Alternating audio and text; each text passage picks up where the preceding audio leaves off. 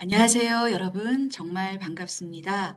자, 이번 시간에는 여러분들과 제가 인권에 대한, 그 가운데에서도 장애와 관련된 인권에 대해서 함께 고민해 보시는 그러한 시간을 가져보려고 합니다.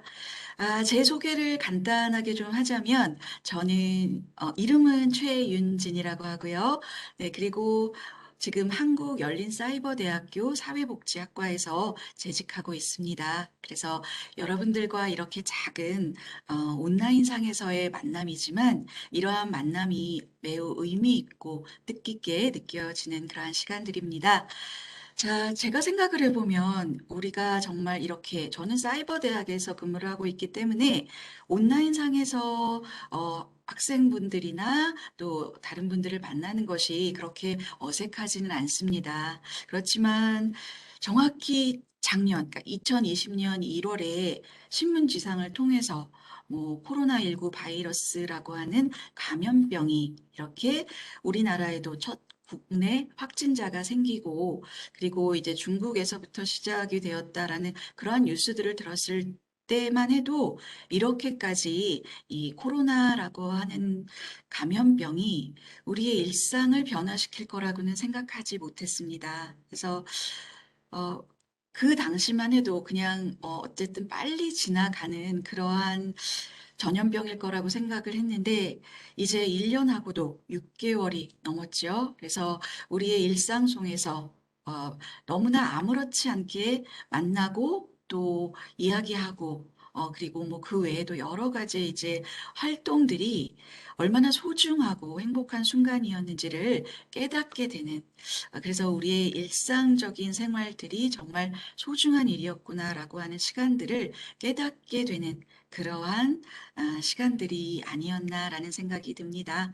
그래서 온라인상에서 여러분들 이렇게 만나 뵙지만 그래도 또 오프라인에서 만난 것처럼 따뜻하고 소통할 수 있는 그러한 시간이 되셨으면 좋겠습니다.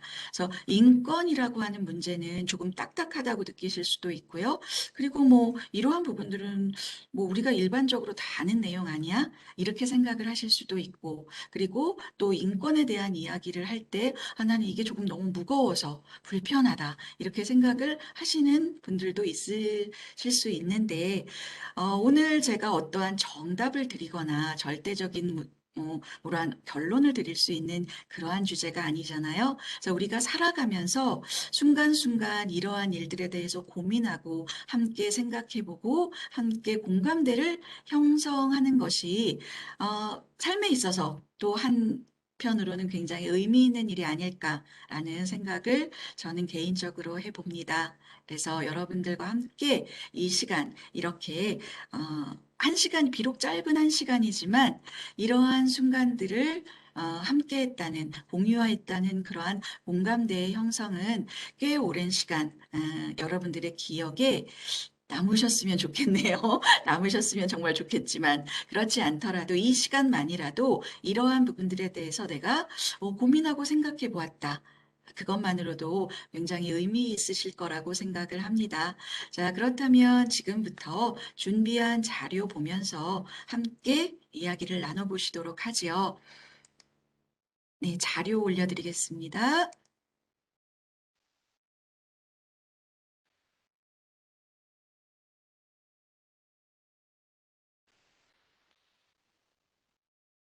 네, 자료가 준비됐고요. 이제 우리가 함께 PPT를 좀 참고하면서 여기에 나오는 내용들은 굉장히 원론적인 내용들이기 때문에 여러분들이 뭐 이러한 내용들을 눈을 크게 뜨고 보실 필요는 없고 함께 공유하면서 소통한다는 그러한 기분으로 함께 해주시면 좋을 것 같습니다. 자, 우리가 인권에 대한 이야기를 하게 될 때요, 여러분들은 일반적으로 인권은 무엇인가, 도대체 인권이란 무엇인가, 라는 이야기를 누군가 갑자기 물어보신다면 여러분들 어떠세요? 그러한 부분에 있어서 어떻게 대답을 하실 수 있을까요? 인권이란 무엇인가? 라는 질문을 받으신다면 그렇죠. 가장 많이 나올 수 있는 대답은 결국 인간으로서 당연히 누려야 할 권리라고 하는 그러한 대답이 가장 일반적인 내용일 수가 있을 것 같습니다. 그래서 물음에 대해서 명확하고도 확정된 대답을 발견하기 쉬운 그러한 개념은 아니에요. 왜냐하면 인권의 개념과 범주라고 하는 것도 아주 이렇게 폐쇄적인 것이 아니라 시대에 따라서 변화되는 개념일 수 있죠. 그리고 사회적 조건 속에서 규정되어지는, 그러니까 같이 살아가는 그 사회에서 기대하는 부분들이 있고 그 사회의 공동체가 가지는 그러한 어떤 문화 속에서 이루어지는 가치관들이 있잖아요. 그래서 이러한 부분 속에서 규정되는 것들이기 때문에 인권을 확장하고 새로운 인권 개념을 창조해 나가는 인권 운동의 역사 속에서 새롭게 늘 변화되고 풍부해지고 역동적인 부분이 있다라고 보고 있습니다. 그렇죠. 그래서 인권에 대한 많은 부분들도 변화되고 있고 이러한 인권이라고 하는 부분들에 대해서 우리의 어떤 고민들이 조금 더 나은 세상으로 가기 위한 그러한 노력들이 아닐까라는 생각을 또 해보게 됩니다.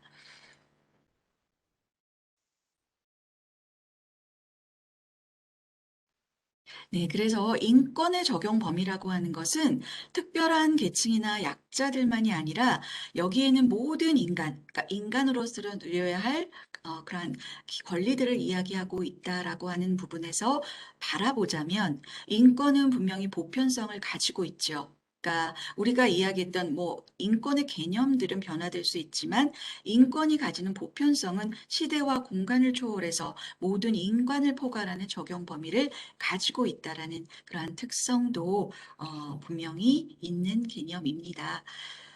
자, 그렇다면 이러한 인권이 가지고 있는 특성과 가치에 있어서 앞에서도 이야기했지만 인권이라고 하는 것은 분명히 인간에게 있어서 반드시 있어야 할 인간다움을 지키기 위한 최저선이라고 할 수가 있고요. 인권은 기본적이고 필수적인 그러한 권리라고도 말할 할 수가 있습니다. 그래서 인권은 보편적으로서 인간의 모든 장소에서 모든 사람들이 평등하게 갖는 권리로서 인종이라든가 피부색이라든가 성이라든가 언어, 그리고 종교, 정치적 의견 또는 사상, 출신, 재산, 출생 또는 그 어떤 지위에 의한 차별도 받지 말아야 한다는 그러한 보편성을 가지고 있는 그러한 특성이라고도 할 수가 있죠. 그리고 인권은 여러분들도 뭐 이 부분은 너무 잘 아실 거라고 생각을 하는데 법에 따라서 보장되어 있는 권리에 한정하지 않아요. 그러니까 법에서는 보장하고 있지 않더라도 현행법이 보장하고 있지 않더라도 인간의 존엄성으로 보장하는 데는 반드시 필요한 권리라고 하는 그러한 특성을 또한 가지고 있는 개념이라고 할 수 있는 것이죠. 그래서 뭐 이것이 법에서는 뭐 나와 있지 않지만 우리가 법을 넘어서서 법에서 보장되는 부분을 넘어서서 여기에 인간의 존엄성으로 반드시 필요한 권리라고 하는 부분이 보장되는 그러한 부분이 특성을 가지고 있습니다.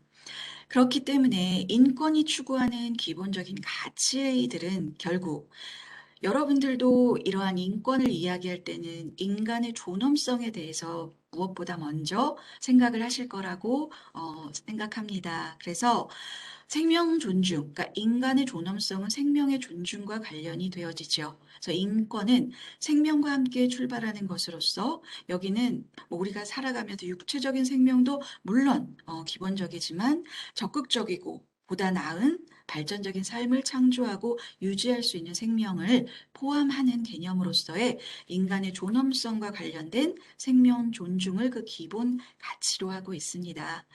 그리고 또 자유라고 하는 것, 우리가 그 인권과 관련되어져서 어떤 삶의 주인, 그러니까 자기 결정권이라고 하는 부분을 강조하는데요. 그것이 결국 자유라고 하는 부분과 연관이 되어지는 것이겠죠. 그래서 자유는 인간 각자가 삶의 주인이 되어서 스스로 선택하는 것을 의미하고 생각과 표현의 자유, 그리고 비인도적인 처우를 받지 않을 자유, 그리고 사생활과 거주 이전의 자유 등을 자유롭게 누릴 수 있어야 한다는 그러한 기본 가치를 갖고 있는 특성을 가지고 있습니다. 그리고 또 우리가 인권에 대해서 이야기할 때 생명 존중에 대해서도 이야기하고 자유에 대해서도 이야기하고 그리고 또 평등에 대해서도 이야기하죠. 그래서 모든 사람은 인간으로서 인권이 당연히 누려야 할 권리로서 모든 사람들이 성별이라든가 나이라든가 출신 지역 그리고 종교, 빈부라든가 건강 등의 차이로 인해서 차별받지 않아야 하고 그리고 권리에 있어서도 평등해야 함을 그 기본 가치로 말하고 있다는 것입니다. 그리고 여러분들 정의라고 하는 것, 한때 굉장히 베스트셀러가 됐던 책도 있었죠. 정의란 무엇인가? 라는 책도 있었는데, 그런 것처럼 사회 구성원 모두가 적절한 생활 수준을 유지하기 위해서 제한되어진 자원을 재분배하는 것들, 그리고 사회적 약자에 대한 특별한 보호를 마련하는 것, 그리고 사회 정의와 경제 정의가 실현되는 그러한 정의들이 함께 이 안에서 추구되어지는 기본 가치로 녹아내려지고 있다고 하는 것입니다. 그리고 사회적 책임이라고 하는 부분은 함께 살아가는 사회의 구성원으로서 다시 말해서 공동체적인 그러한 책임이라고 하는 부분이죠. 그래서 인간이 추구하는 사회적인 책임은 차별과 편견으로 인해서 고통받는 사회적 소수 계층의 편에 서서 그들을 지지하고 지원하면서 함께 공동체의 연대감을 이루어가면서 그것이 결국 모든 사람이 잘 살기 위한 그러한 방법들이 될 수 있다라는 차원에서 또한 사회적 책임이라고 하는 인권이 추구하는 기본 가치 안에서 우리가 생각해 볼 수 있는 개념이라고 보여집니다. 그래서 이렇게 인권의 개념 안에서는 인권의 개념은 이렇게 특성과 가치를 가지고 있는 것이죠. 자, 그렇다면 우리가 그 본격적인 이야기를 좀 시작하기 전에 여러분들에게 좀 이 부분, 혹시 기억하실지 모르지만 2017년에 서울 강서구의 공립특수학교 신설 주민 토론회 도중에 장애인 학부모들이 주민들을 향해서 특수학교를 설립하게 해달라면서 무릎을 꿇는 일이 있었죠. 그래서 이 사건이 이제 신문지상들을 통해서 그 당시에 굉장히 이제 경론들이 있었고, 그리고 신설을 반대하는 주민들을 향해서 특수학교 지지를 요청하고 있는 이러한 부분들이 우리의 마음을 참 아프게 했던 그러한 일이었습니다. 여러분들 기억하시죠? 뭐 그 이후로는 이제 신설 특수학교가 잘 지어져서 학교 가는 길이라고 하는 그러한 다큐멘터리가 제작되기도 했습니다. 자, 그리고 또 하나의 사례를 여러분들에게 좀 소개를 드려보려고 해요. 그래서 이 사례를 들으시면서 이 부분에 있어서 인권관의 관점에서 여러분들이 이러한 부분들에 대해서 한번 생각해 보심직한 그러한 사례인 것 같아서 소개를 드려보려고 합니다. 그래서 혹시 알고 계시는 분도 있으실 수 있는데 혹시 애슐리 치료라고 하는 것을 들어보신 적이 있으십니까? 그래서 애슐리 치료라고 하는 것은 미국 시애틀의 어린이였던 본명을 전부 밝히지 않고 완전한 이름을 밝히지 않기 위해서 애슐리 X라고 하는 가명을 쓰게 되죠. 그래서 애슐리 X에게 가해지는 논란이 있는 일련의 의학적 치료를 애슐리 치료라고 이야기를 합니다. 그래서 어, 애슐리는 1997년에 태어난 어린이였고요. 여아였습니다. 그래서 태어날 때부터 원인을 모르는 뇌질환 때문에 심각한 발달 장애를 가지고 있었죠. 그래서 이 애슐리 치료라고 하는 것은 2차 성징의 진행을 받는 것이 그 목적이었어요. 근데 애슐리는 이유를 모르는 뇌 손상을 입은 채로 태어났고 더 이상 악화되지 않았기 때문에 비진행성 뇌질환 판정을 받았습니다. 그래서 그 당시에 애슐리가 스스로 할 수 있는 일은 자고 일어나고 숨을 쉬는 일뿐이었고 음식물을 먹는 것도 직접 먹을 수가 없어서 관을 통해서 섭취해야만 하는 상황이었죠. 그래서 걷기나 말하기도 불가능했고 손을 머리 위로 들어 올리거나 물건을 짚는 일도 할 수 없는 상황이었다고 합니다. 그렇지만 주변에서 일어나는 자극들에는 반응을 했는데요. 특히 안드레아 보첼리의 음악을 굉장히 좋아했다고 합니다. 그리고 애슐리의 부모님들은 애슐리가 항상 이렇게 베개에 누워서 베개를 벤 채로 지냈기 때문에 본인의 아이를 베개 천사라고 부르기도 했다고 하죠. 그래서 2004년에 애슐리가 만 6살 반이 되었을 때 사춘기의 징후가 나타나게 됩니다. 근데 이제 애슐리의 부모님과 의사들은 심각한 신경 손상을 입은 아이들에게 일어나는 여러 가지 문제를 많이 걱정하는 그러한 부분에 있어서 아이들이 몸집이 커질수록 아이들을 케어하는 것도 힘들지만 아이들도 욕창이 생기거나 이럴 가능성이 굉장히 높다고 합니다. 그리고 나이가 굉장히 아직 어린데도 사춘기가 이렇게 빨리 찾아오는 현상이 심각한 뇌 손상을 입은 아이들에게 자주 일어나는 일이라고 합니다. 그래서 이것이 케어를 하는 사람에게도 힘들지만 애슐리의 부모님들은 아이의 어떤 삶의 질의 향상을 위해서 아이의 행복을 위해서 어차피 사용할 수 없는 부분들은 좀 제거를 하고 조금 더 아이의 그러한 그 어 아이에 대한 삶의 질을 높이고자 하는 차원에서 이제 그 필요 없는 불필요한 부분들을 제거하고자 하는 그러한 시술을 요청을 하게 됩니다. 그래서 2004 년에 그 미국 시애틀 어린이병원에서는 이러한 문제로 인해서 윤리위원회가 소집이 되게 됩니다. 그래서 애슐리의 부모와 주치의는 상의 끝에 정말 무엇보다 애슐리의 행복을 위해서 성장 억제 치료를 받게 하자는 의견을 내게 된 거죠. 그래서 어차피 가족의 보호 하에서 평생을 살아가야 하는 그러한 상황이라면 그리고 아기처럼 살아야 한다면 신체도 아기처럼 남는 것이 애슐리를 위해서 가장 좋은 결정이다라고 생각을 하셨다는 거예요. 그래서 이 부분들에 있어서 뜨거운 논쟁이 벌어지게 되고 윤리위원회가 소집이 되면서 그 윤리위원회 안에서 뭐 의사도 있고 그리고 윤리학자 등으로 구성된 배심원들이 꾸려졌는데 애슐리의 성장을 막게 하는 치료를 받게 해달라고 굉장히 간절하게 요청을 했다고 합니다. 그리고 애슐리의 주치의도 이러한 부모님의 뜻과 함께 애슐리에게 있어서 세상이라고 하는 것은 이 가정뿐이다. 그래서 누구 못지않게 딸을 사랑하지만 그러한 어떤 다른 사람들과 다른 방법으로 딸의 행복을 빌고 있는 이러한 아버지의 뜻을 이해해 달라면서 여기에 또 뜻을 보탰다는 그러한 부분도 있지요. 그래서 한참 동안 정말 격렬한 격론이 오간 후에 윤리위원회는 어, 이러한 절제 수술, 그러니까 성장 억제를 하는 치료를 허락한다는 결론을 내리게 됩니다. 그래서 자궁 절제, 그리고 유방 절제, 그리고 충수 절제 수술도 받게 되고요. 그리고 피부를 통해서 에스트로겐이 흡수되도록 하는 패치 수술도 받게 됩니다. 그래서 뭐 이러한 일들을 통해서 이제 이것이 이제 대중에게 알려지면서 미국 의학계와 윤리계를 떠들썩하게 했던 그러한 하나의 사건이 되고 그러한 부분들에 있어서 이제 치료를 받게 되는 상황들이 이제 이어졌잖아요. 근데 이러한 부분에 있어서 또 예술리 치료에 대한 윤리적인 문제를 막 이렇게 제기하는 글도 기고가 되면서 다시 이제 이러한 논란들이 불거지는 상황들도 일어나게 되는 그러한 일들이 있었습니다. 그래서 이러한 그 의학의 힘에 의존하려는 심약한 생각이 부도덕한 선택을 하게 했다라는 격렬한 비판도 받게 되었다고 하지요. 그래서 인권과 관련되어져서 여러분들도 이러한 사례들에 대해서 한번 생각해 보시면 어떨까라는 그러한 생각으로 소개를 해드렸습니다.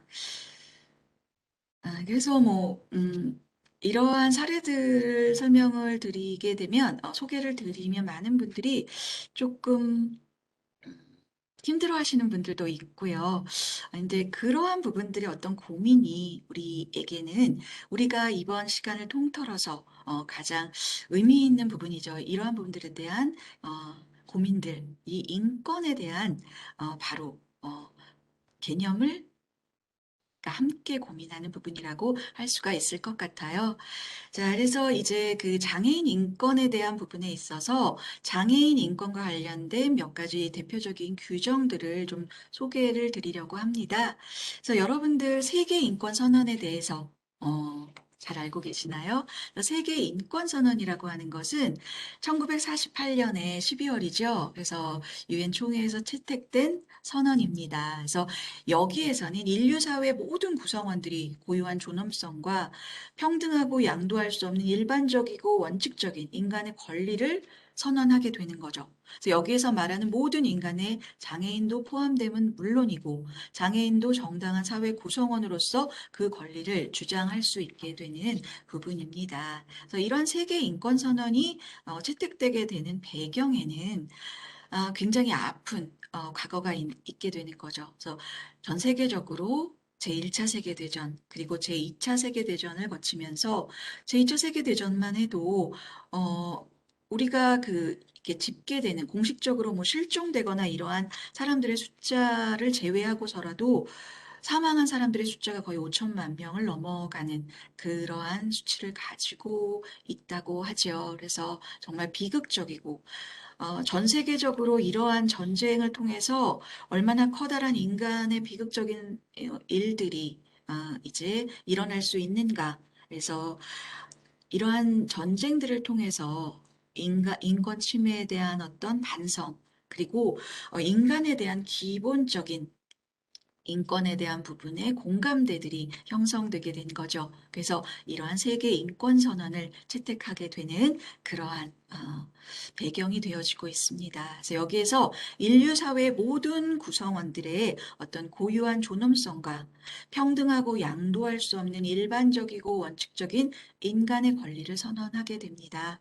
그래서 여러분들 세계사 안에서 이렇게 한번 생각해 보시자면 1789년에 왜 프랑스 혁명이 일어나면서 그것을 인권혁명이라는 말로 표현을 하잖아요. 그래서 그러한 것처럼 이 세계 인권 선언도 또한 그 인권혁명에 가까운 그러한 부분으로서 이야기를 하시는 분들이 있습니다. 그래서 그럴 만큼 세계 인권 선언 안에서 우리가 의미하는 그리고 전 세계적으로 이러한 부분에 공감대를 형성하게 되었다라고 하는 부분에서 굉장히 의미 있는 선언이었죠. 그래서 인권 선언 제1조에서 모든 사람은 날 때부터 자유롭고 동등한 존엄성과 권리를 가지고 있고 사람은 천부적으로 이성과 양심을 가지고 있으면서 서로 형제의 정신으로 행동하여야 한다라고 명문하고 있습니다. 그러니까 결국 이것은 인권의 존엄성과 평등권을 보장하고 그러한 부분에 있어서의 공감대를 말하고 있는 것이죠. 그리고 인권선언 25조에서 사람은 누구를 막론하고 의식주라든가 의료, 그리고 필요한 사회적 시설을 포함해서 자신이라든가 그 가족의 건강과 안녕을 유지함에 충분한 생활 수준을 보유할 권리를 가지고 실직이라든가 질병이라든가 신체 장애, 배우자의 상실, 노쇠 또는 기타 불가항력적인 사정으로 인해서 생활의 공궁에 처할 때에 생활 보장을 받을 권리를 가진다라고 이야기하고 있습니다. 그래서 이 부분이 결국 이 명문화가 이 선언이 장애인의 건강 유지와 사회 보장권에 대해서도 함께 포함하고 있는 부분이라고 할 수 있겠죠. 자, 그리고 장애인 권리 협약 국제법으로서 우리가 이야기를 하게 될 때 장애인 권리 협약이라고 하는 것이 장애인과 관련되어져서는 가장 구체적인 부분이라고도 이야기할 수가 있는데요. 대표적인 부분이라고도 할 수가 있는데요.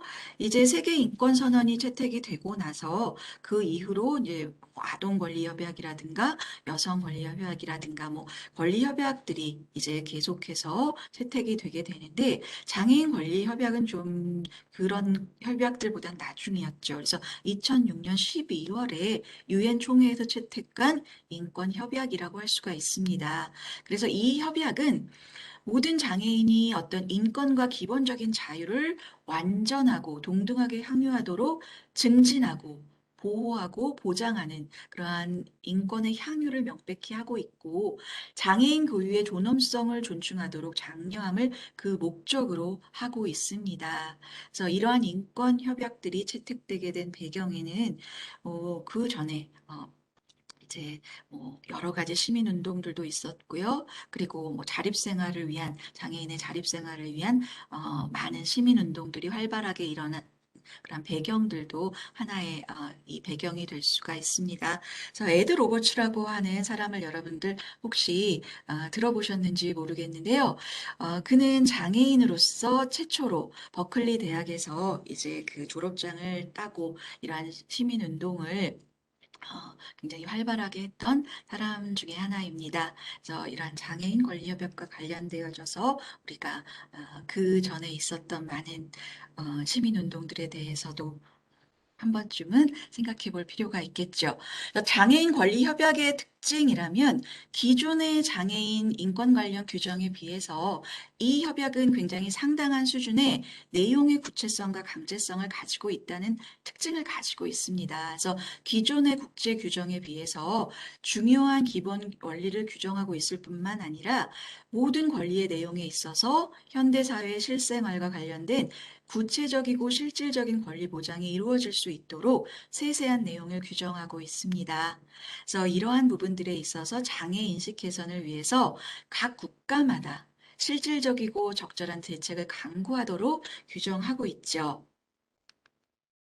그리고 이제 장애인 인권과 관련되어져서 이제 국내 규정들을 좀 살펴보자면 헌법 안에서도 우리는 헌법이 가지는 그러한 생존권, 환경권, 그리고 행복 추구권과 인간다운 생활을 할 권리들을 규정해서 국민의 복지를 증진시키기 위한 그러한 법적 근거들을 마련해 두고 있습니다. 그래서 인간다운 생활을 할 권리로서의 생존권을 규정하고 있고 국가의 어떤 사회 보장과 사회 복지 증진 노력의 의무라든가 신체 장애인 및 질병, 노령 기타의 사유로 인해서 생활 능력이 없는 국민에 대한 국가의 보호와 같은 부분들, 그래서 이러한 측면들은 장애인들의 인권 수준 향상이라든가 삶의 질 향상에 영향을 미칠 수 있는 그러한 규정이 되는 것들이죠. 그리고 이제 장애인과 관련되어서 대표적인 국내법으로서 장애인 복지법이 있습니다. 그래서 여러분들 장애인 복지법이 말하고 있는 기본 이념은 장애인의 완전한 사회 참여와 평등을 통해서 함께 살아가는 사회 속에서의 사회 통합을 이루고 데 있다라고 강조하고 있죠. 그래서 장애인 복지법 제8조에서도 차별을 금지하는 모든 장애인들에게는 국가와 사회를 구성하는 일원으로서 정치, 경제, 사회, 문화 등 모든 분야의 활동에 참여할 기회가 보장된다고 규정하고 있습니다. 그리고 장애인 등에 대한 특수교육법도 장애인들이 장애가 없는 그러한 학생들과 함께 동등한 교육을 받을 수 있도록 하기 위해서 제정된 법인데요. 이 법의 제정으로 인해서 장애 학생들이 의무 교육을 받을 수 있게 되고 장애아 교육 환경은 전보다 많이 진전이 되는 그러한 부분으로서 장애인 특수교육법이 평가를 받고 있습니다. 그 혹시 들어보셨나요, 여러분? 장애인, 노인, 임산부 등의 편의 증진 보장에 관한 법률이라고 해서 장애인, 노인, 임산부 등이 일상생활을 해 나가는 데 있어서 다른 사람들의 도움이 없이 안전하고 편리하게 시설이라든가 설비를 이용하고 정보에 접근하도록 보장함으로써 이들의 사회활동 참여라든가 복지 증진에 이바지함을 그 목적으로 하고 있습니다. 그래서 이런 편의증진법이 제정됨으로 인해서 장애인들이 앞에서도 말씀드린 사회 통합을 위한 기본권 확보가 가능해졌으면서 장애인 문제를 단순히 생계 보장적 측면만을 강조하던 기존의 시각에 변화를 주고 있지요. 그리고 또 장애인 복지법과 함께 대표적인 장애인 차별 금지 및 권리 규제 등에 관한 법률 2007년에 제정이 됐고요. 2008년 4월부터 시행이 되고 있는 법률입니다. 그래서 모든 생활 영역에서 장애를 이유로 한 차별 금지와 차별에 대한 실질적인 인권 보장의 폭을 최대한으로 넓혔다라고 볼 수 있는데 이 법이 금지하는 차별 행위로 인해서 피해자 또는 그 사실을 알고 있는 사람이나 단체는 국가인권위원회에 진정할 수 있도록 장애인 차별 시정기구 그리고 권리 규제 절차와 장애인 차별 시정 소위원회를 두고 있습니다. 그래서 법의 실질적인 기능을 강화해서 실천이 가능하도록 하고 있는 것이죠.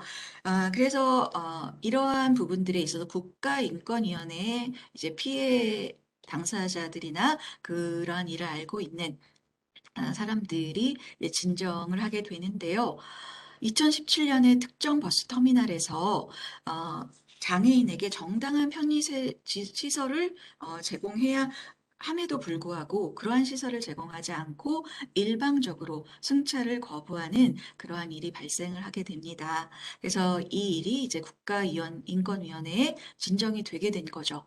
그래서 국가인권위원회에서는 휠체어 사용 장애인에게 시외 서비스 그리고 시내 버스에 대해서 휠체어 승강 설비를 설치하지 않는 것은 이렇게 이동 및 교통수단 등에서의 차별 금지를 어긴 사항이다라고 그렇게 의결을 하게 됩니다. 그래서 일반적으로 여러분들에게 좀 소개를 드리면 일단 이러한 국가인권위원회의 진정이 제기가 되면 뭐 이러한 부분들 뭐 상담센터를 통해서도 될 수 있고 뭐 여러 이러한 통로를 통해서 제기가 되면 이제 인권 상담의 상담 접수를 통해서 사건 조사를 하게 되는 거죠.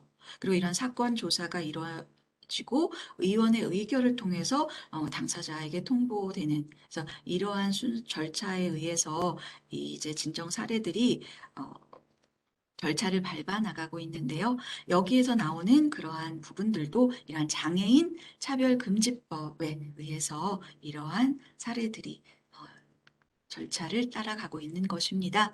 그리고 장애인 인권 관련 국내 규정에 있어서 한국 장애인 인권 헌장이라고 하는 것도 있습니다.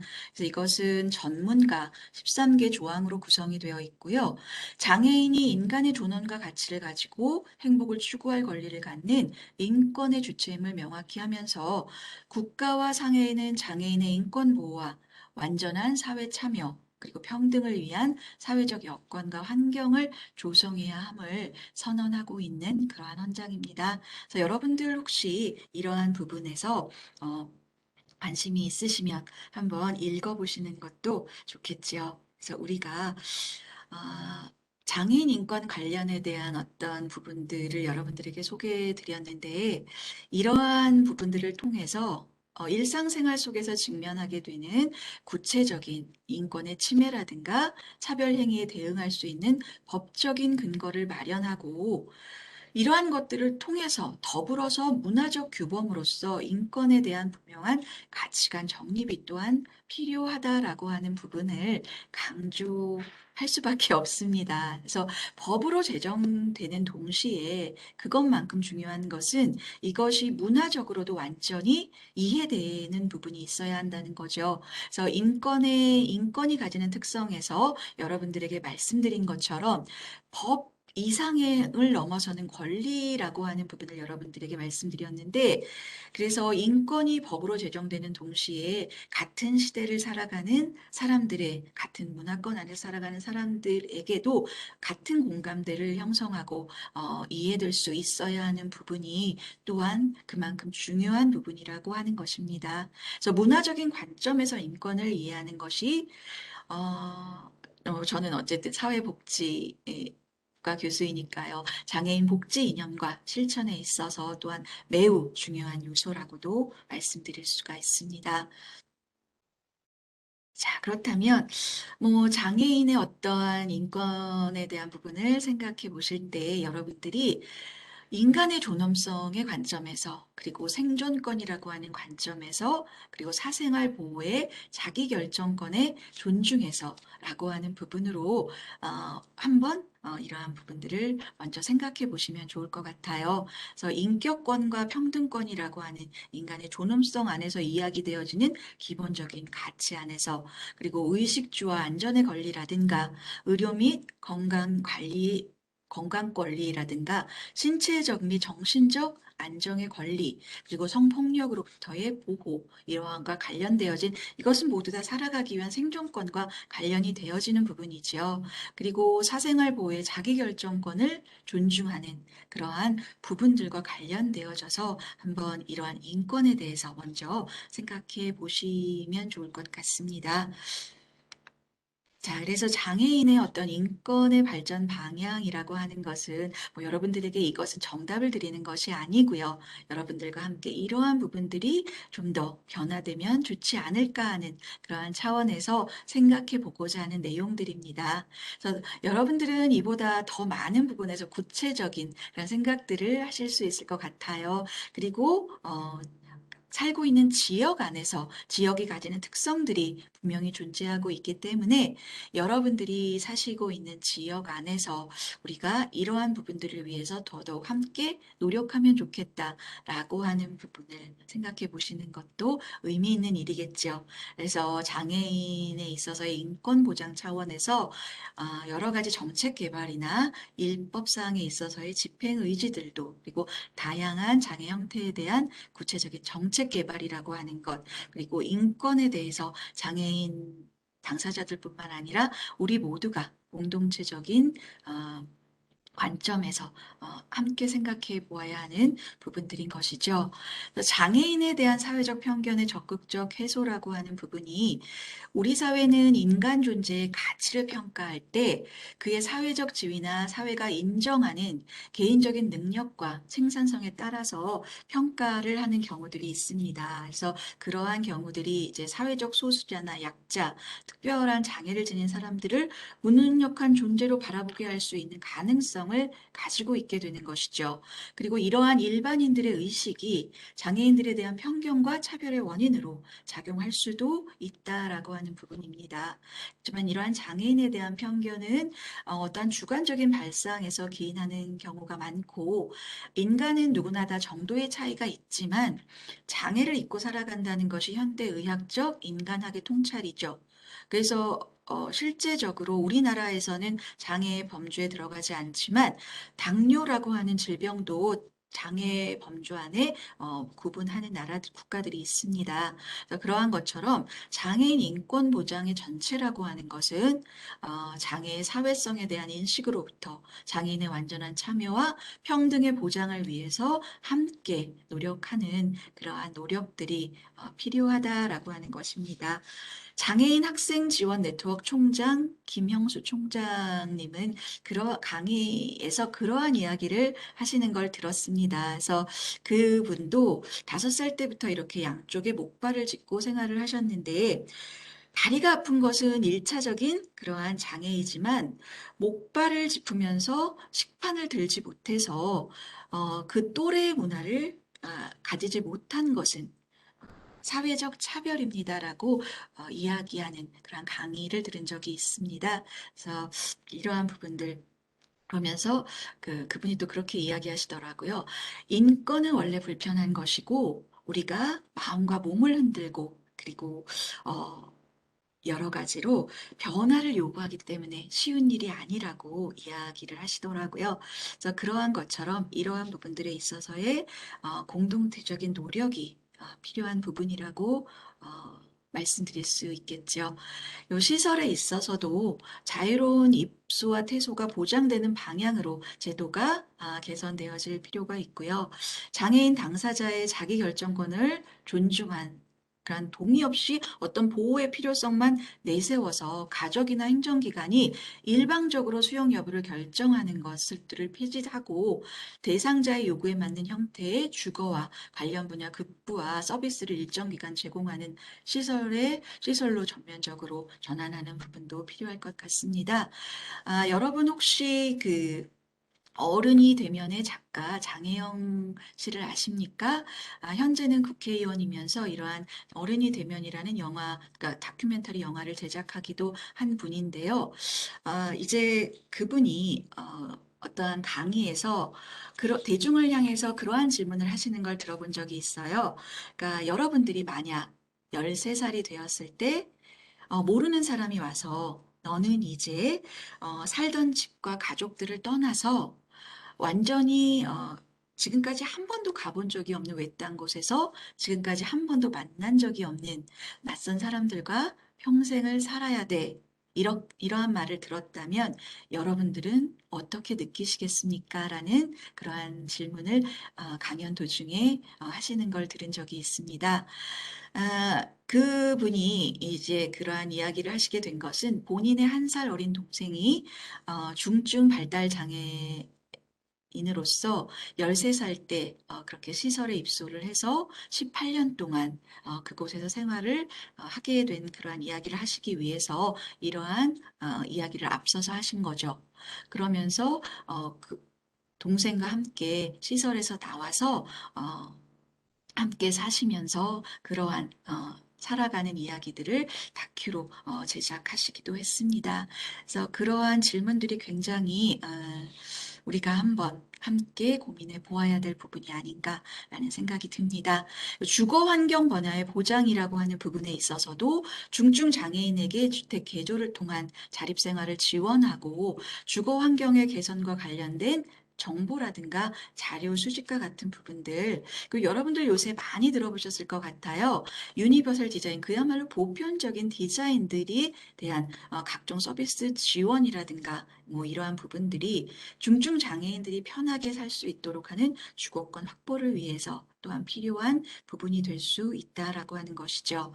그래서 우리가 함께 살아가기 위해서 이러한 장애인들의 자유로운 사회활동 촉진을 위한 편의시설의 설치 같은 것들이 필요하고, 물론 새로이 건축되는 시설들에는 이런 것들이 설치가 되지만 기존 건축시설의 경우에도 필요시에 이러한 부분들이 이루어질수록 하는 부분들도 함께 지역사회 내에서 필요한 부분이라고 생각을 합니다.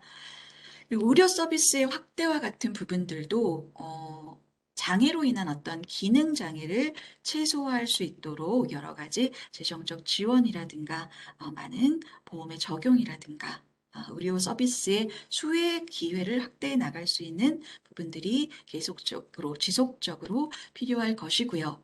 지역사회 통합을 위한 서비스의 질을 향상하기 위해서 입소생활시설의 경우에는 요즘 대규모 시설에서 소규모 형태로 전환이 되는 그러한 상황들이죠. 그래서 뭐 그러한 경우 이외에도 이용시설의 경우에는 이용 가능한 장애인들이 그 지역에서 장애를 갖지 않은 사람들과 동등하게 살아갈 수 있도록 자립생활을 위한 다양한 사회적 지원 방안을 모색하는 이러한 부분들이, 그러니까 이러한 자립생활이 가능하도록 함으로써 장애인들의 인권을 함께 증진시켜 나갈 수 있는 방법들, 그리고 아까 그 사례로서 설명드린 고속버스 터미널의 사례처럼 장애인, 노인, 임산부 등의 편의 증진 보장에 관한 법률이라든가 장애인 차별금지 및 권리 규제에 대한 법률 등에서 규정하고 있는 입법 사항들이 강력히 집행될 수 있도록 하고, 장애 형태에 대한 구체적인 정책 개발들이 지속적으로 이루어지는 것도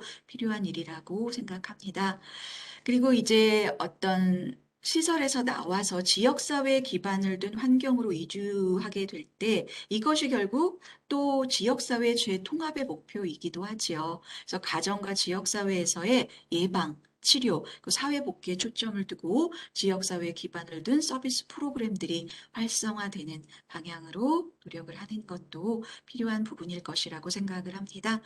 네, 여러분들은 어떠세요? 여러분들도 이러한 부분들을 함께 지금 이 순간만이라도 생각해 보시면 참 좋을 것 같습니다. 그래서 중앙정부를 연계하는 전산망을 구축해서 시설 운영의 투명성이라든가 효율성, 민주성 및 개방화를 통해서 지역사회를 연계하고 인권 침해를 예방하기 위한 체계를 마련하기 위한 부분들도 필요할 수 있는 것이겠지요.